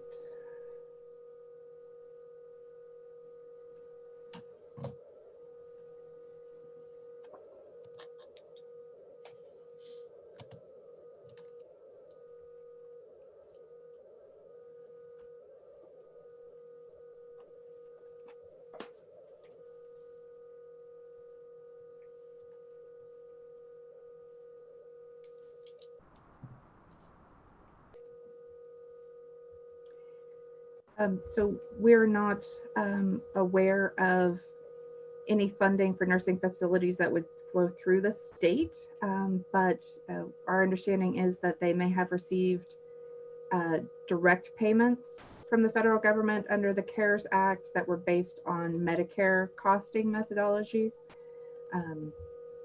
But at this time, we are not aware of anything that would flow through the state program for those nursing facilities.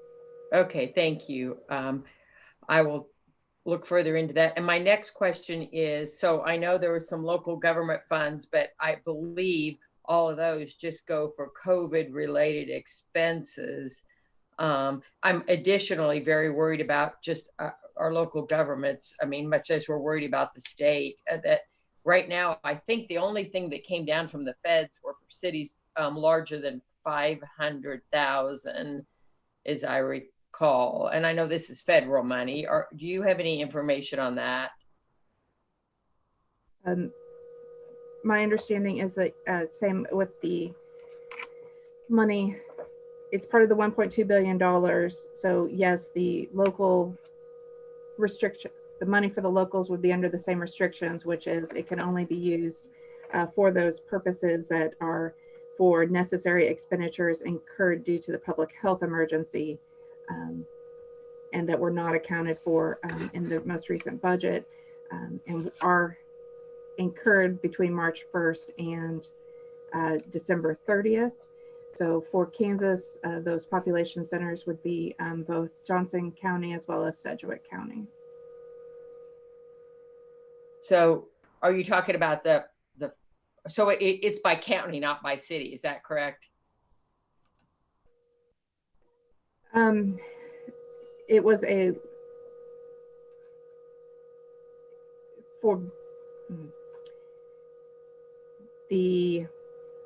it's based on the entity's size. So, right. So you think some of that federal money is flowing to Johnson and Sedgwick County, correct? I don't mean just the COVID related money. I mean the additional money that to supplement a local government. And that's probably more of a federal question, Amy. So if you're not clear on that, I can try and find out. I'm sorry. No, that's fine. Mr. Chairman, if it's acceptable, I'm going to have JG Scott take a pass at this question. That's fine, JG. Thank you, Mr. Chairman. Yes, Representative Wolfmore, the federal government allowed cities, well, local governments is what they defined it as, which included both cities and counties. So when they were evaluating in Kansas, Johnson County would receive, and these are ballpark numbers, about 115 million. And then Sedgwick County would receive about 100 million. They would have to apply to the federal government for that. And I think that has to be done, if I remember, it has to be done by, I think by yesterday or today. It's pretty close. That money would go directly to those two counties.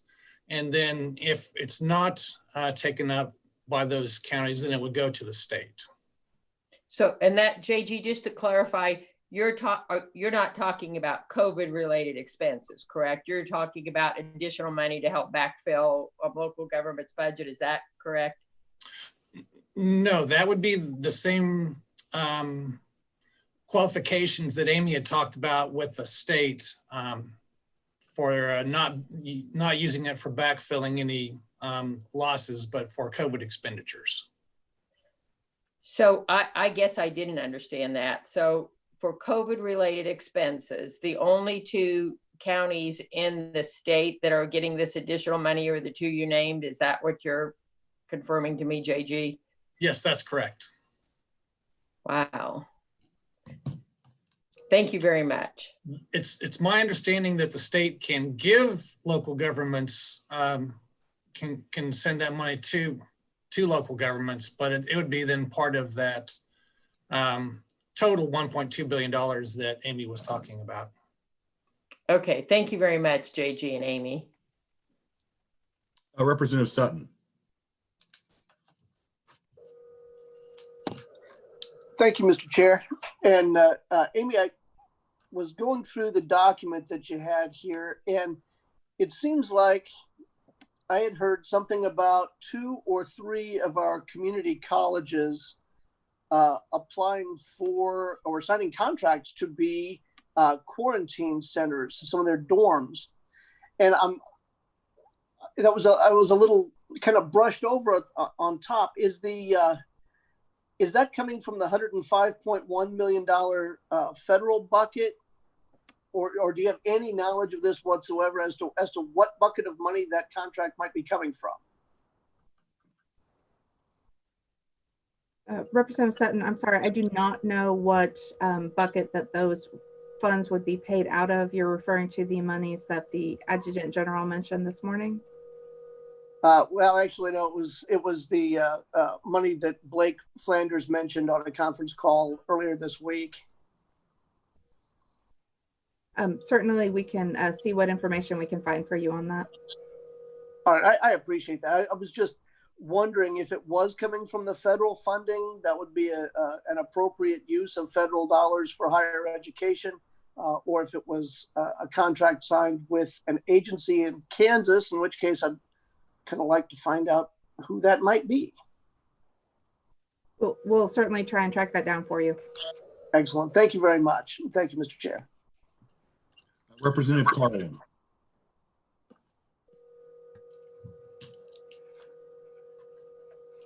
Thank you, Mr. Chair. Amy, earlier, I think before we went into COVID mode, about that time, I had heard that the federal government was going to cut SNAP money. Do you know if that actually transpired? Because it came out, there was an announcement just about the time we entered into this pandemic. Has there been any reduction at the federal level? I see we got 3.1 million in this list you gave us. Had there been prior cuts to SNAP?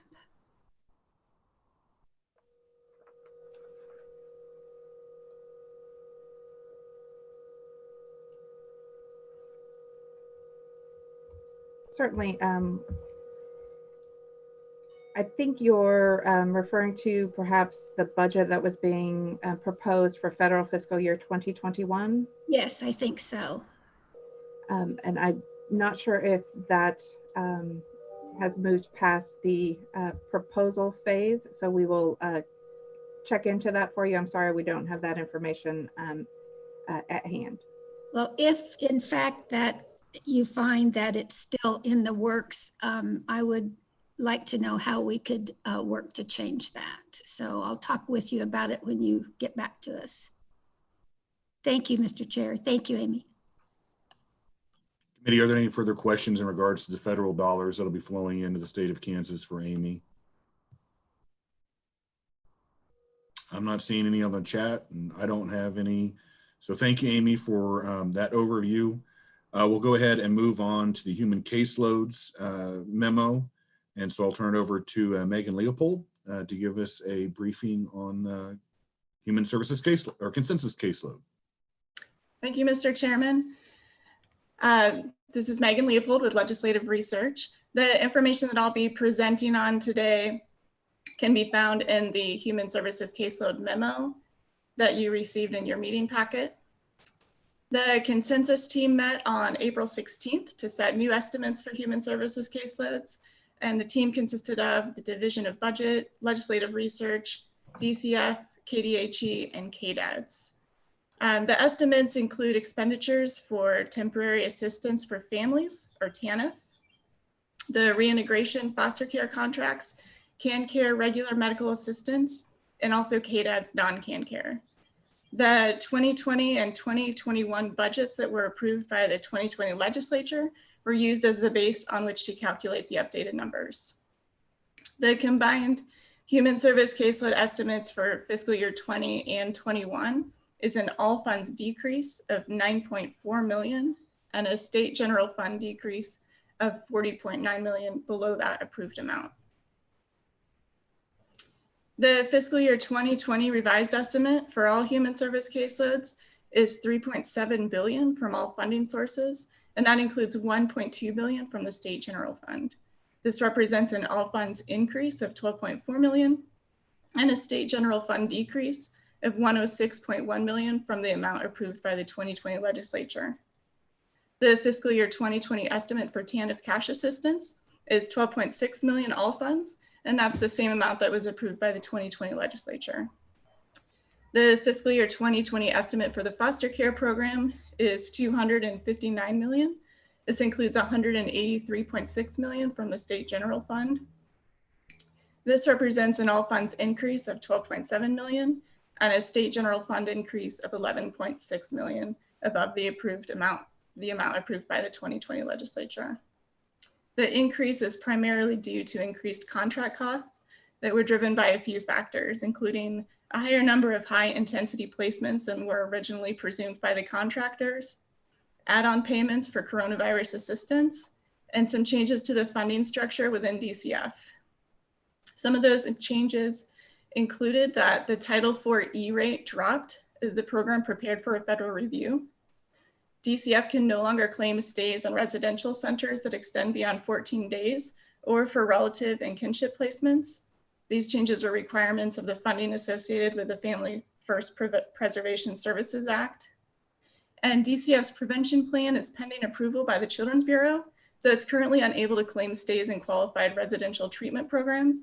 However, these expenditures should be claimable upon approval.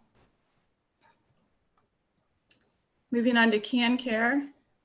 The fiscal year 2020 estimate for CanCare Medical, which includes medical expenditures for both KDHE and KDADS, is 3.4 billion, including 962.3 million from the state general fund.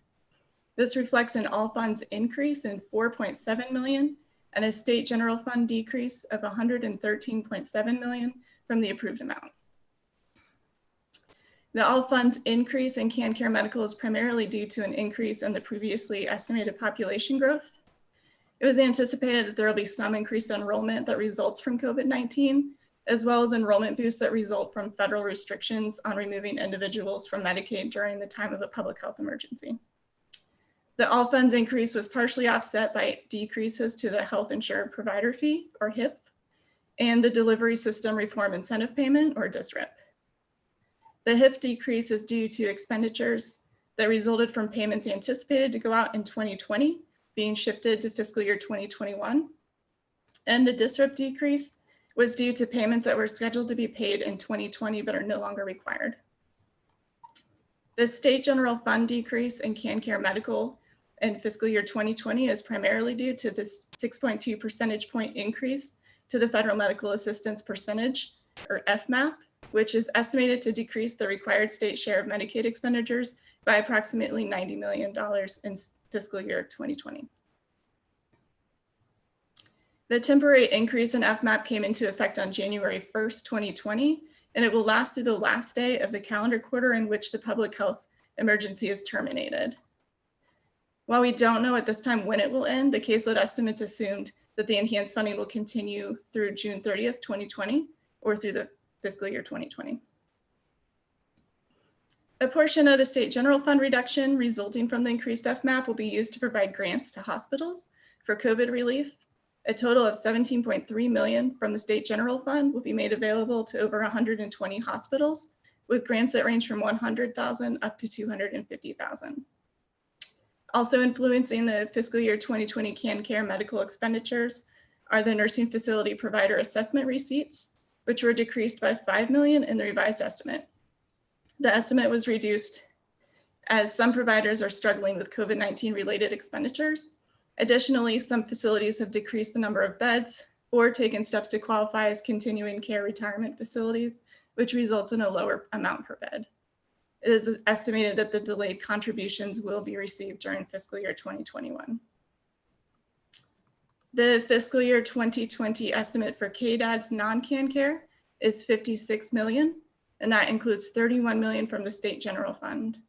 The estimate reflects an all funds decrease of 5 million and a state general fund decrease of 4 million below the approved amount. Mr. Chairman, I'm happy to take questions for fiscal year 2020, or I can move forward with fiscal year 2021. Why don't you just go ahead and move into fiscal year 2021? Okay. The fiscal year 2021 revised estimate for human services caseloads is 4.1 billion from all funding sources. That includes 1.4 billion from the state general fund. This estimate reflects an all funds decrease of 21.8 million and a state general fund increase of 65.2 million from the amount approved by the 2020 legislature.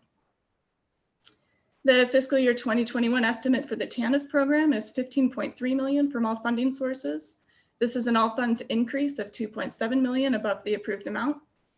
The increase is primarily due to anticipated 20% increase in eligible applications. The fiscal year 2021 estimate for the foster care program is 263.1 million, including 189.6 million from the state general fund. This estimate is an all funds increase of 3.1 million and a state general fund increase of 8.6 million above the approved amount.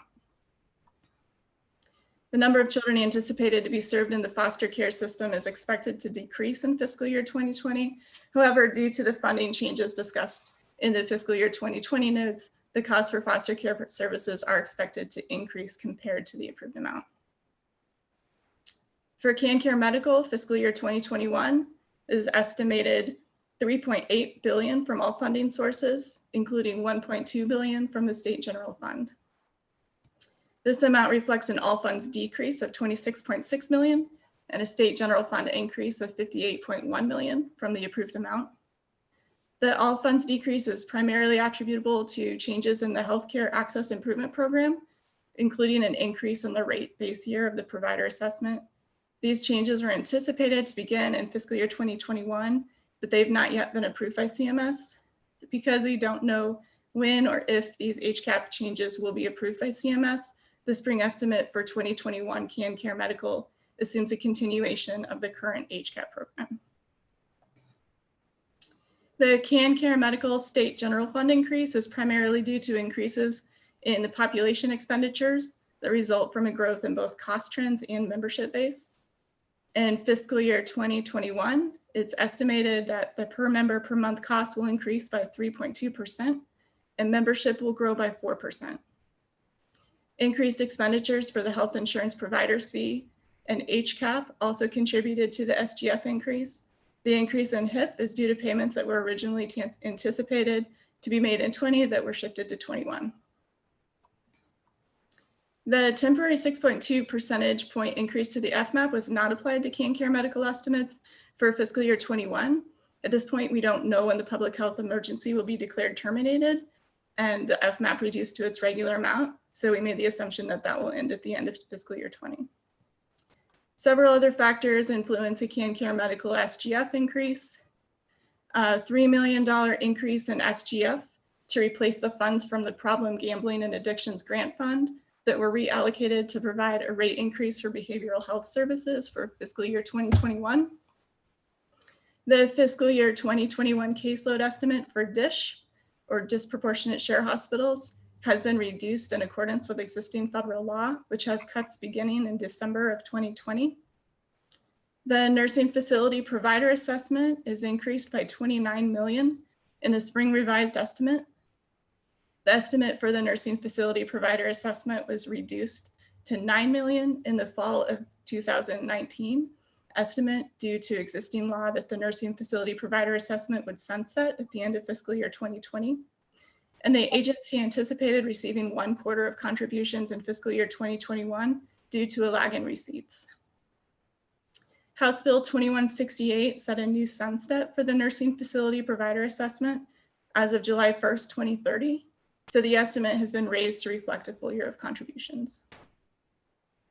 Expenditures for Medicaid expansion are not included in the CanCare Medical estimates for either fiscal year 20 or 21. And finally, the fiscal year 2021 estimate for KDAD's non-CanCare is 61 million, including 34 million from the state general fund. This estimate reflects a decrease of 1 million all funds and 1.5 million from the state general fund below the approved amount. I'm happy to take any questions. All right, thank you, Megan. I know Representative Williams, you have a question for Megan. I do. Can you hear me? Yes. Mhm. Okay, great. So on the FMAP and the changes that were first outlined on page 3, 6.2%. So it says that that is maintained as long as the emergency, as long as there is a emergency is declared by the Federal Department of Health and Environment. So are we to understand then that's not contingent on whether or not Kansas has a declaration of emergency? So for example, on May 1, when the governor's declaration might expire, this has no correlation on that amount of money that we are seeing. As far as I know, it's a federal decision, and it's the state of emergency as declared by the Federal Department of Health and Human Services. So I don't believe at this time that any state of emergency in Kansas would influence that. Okay, thank you.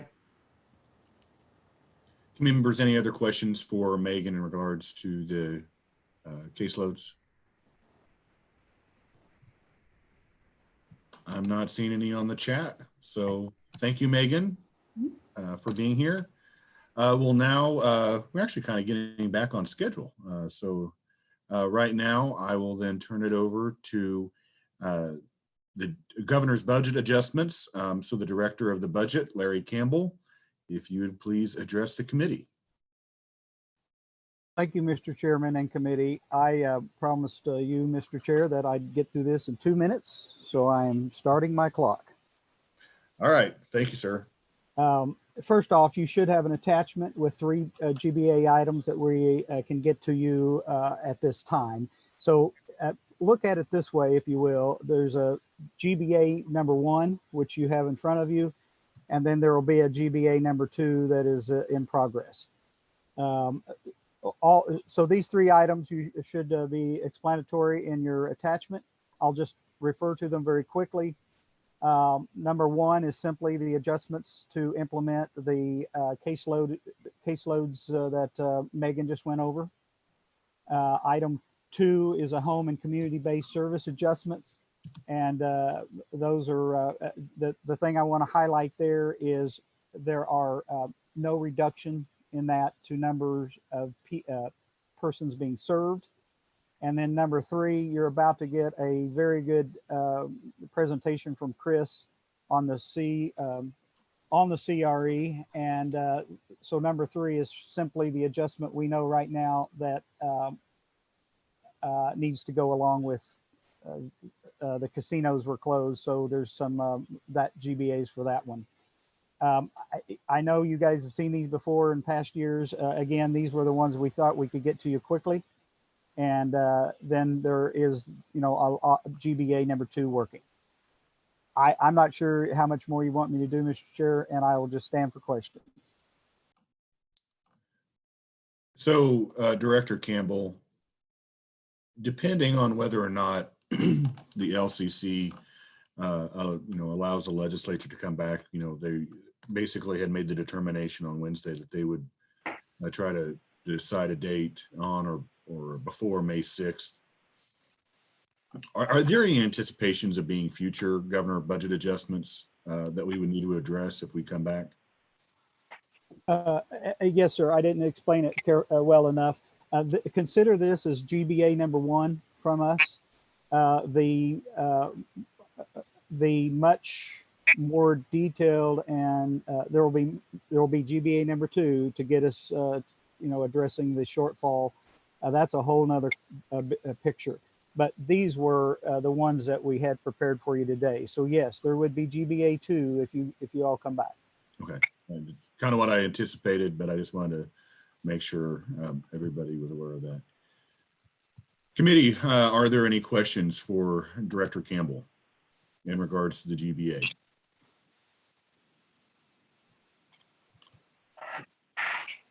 I'm not seeing any, Larry. So you actually did do that in 4 minutes. I was timing you. So sorry about that. Well, listen, let me just say this to you all.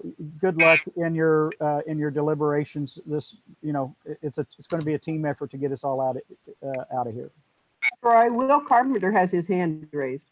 Oh, okay. I did not see that, and I just got the chat notification. So Representative Carpenter. Hey, thank you, Mr. Chairman. Director Campbell, this is kind of small potatoes at this point in time, but probably still very important to those folks. What is the status of that GBA on the veterans home? Director Campbell?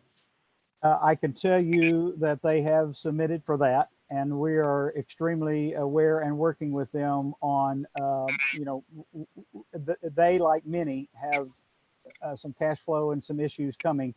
That will be considered in GBA number 2. That is on a lengthy list. Yes, sir. Okay, thank you very much. Anyone else that wishes to ask Director Campbell a question in regards to the GBAs? I'm not seeing any others on the chat, so thank you, Director Campbell, for being here today. Actually, we are now ahead of schedule. Director Campbell was the last individual that we had. We had time slated until noon, and it is just a little short of 11:40, which gives us about 50 minutes for lunch, as we will reconvene and resume the discussions for this meeting for the Appropriations Committee at 12:30. So until 12:30, we are in recess.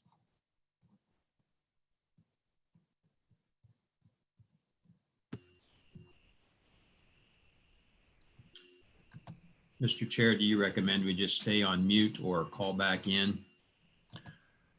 I would say Sky or Amy, what would be the best, just to close everything out and then dial back in? You can leave it on if you would like, and we will just turn off the video so that it's not displayed. Okay. But you can call back in if it's not convenient. All right, so everybody just stay on. They'll go ahead and just turn off the video for all of you. And then when we reconvene, everything will turn back on.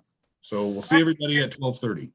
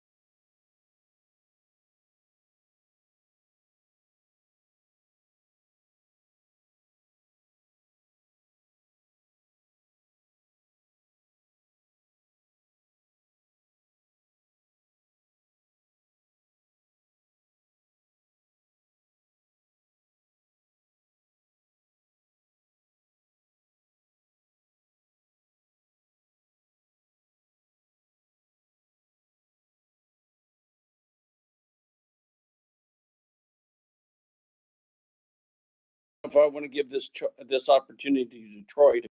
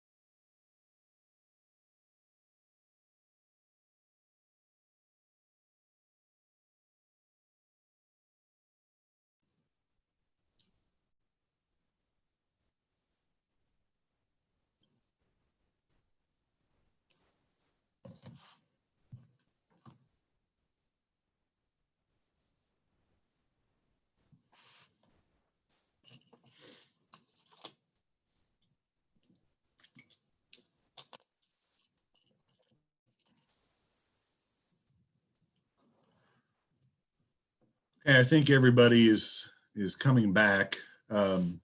Sky, do we need to do a roll call to make sure everybody's on, or? Hi, Mr. Chair. That might be a good idea if you'd like to do that. Okay, we'll just give a couple more minutes for people to come back on, and then we'll do a roll call. To see Okay. who's back on the call. Thank you, Sky.